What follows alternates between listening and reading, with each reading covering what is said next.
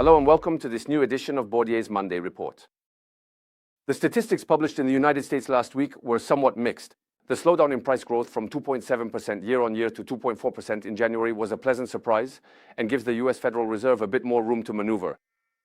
On the other hand, the state of consumer health is less reassuring. As shown in the graph on the left, retail sales stagnated in January compared to the previous month and were disappointing. Furthermore, the rebound, shown here on the right, in the number of jobs created in January should be taken with a grain of salt.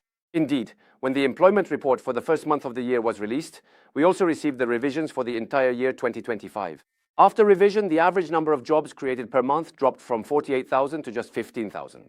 However, growth without job creation in an economy where 70% of wealth comes from consumption does not seem sustainable, or at the very least, is fragile. The mixed figures on economic activity and reassuring inflation data in the United States caused 10-year US Treasury yields to fall by 16 basis points, pushing their price up by 1.4%.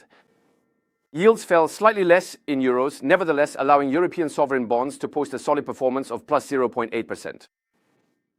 The dollar index suffered from these rate declines and depreciated by 0.7%, which in turn allowed it to rebound by 1.1%.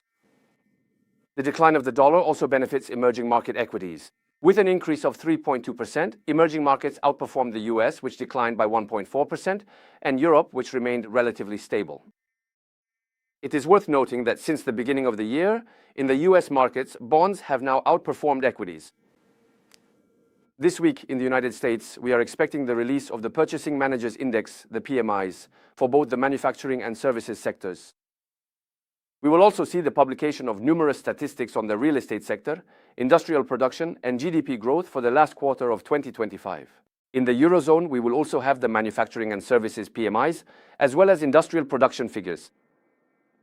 These figures should confirm the improvement in the global manufacturing cycle, which is the basis for the investment thesis in BASF that we have added to our Europe satellite list.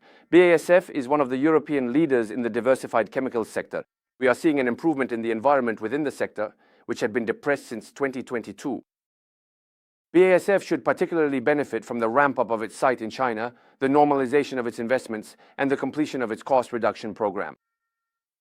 In our view, BASF is well positioned in a scenario of cyclical recovery, supported by the German plan and by a valuation that remains 15% below its 10-year historical average. That's all for today. Thank you for your attention and see you next week.